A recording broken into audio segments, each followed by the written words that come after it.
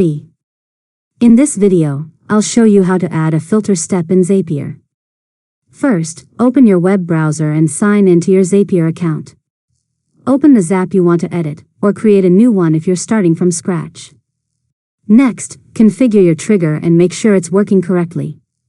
Test the trigger so Zapier can retrieve sample data that you'll use when setting up the filter. Now, click the plus button to add a new step. Search for Filter by Zapier and select it from the list of built-in tools.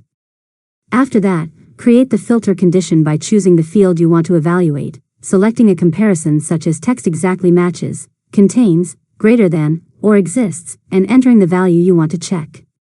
Next, test the filter using the sample data. If the condition is met, the Zap will continue to the next step. If the condition isn't met, the Zap will stop and no additional actions will run. Finally, add the remaining action steps after the filter, publish your Zap, and turn it on.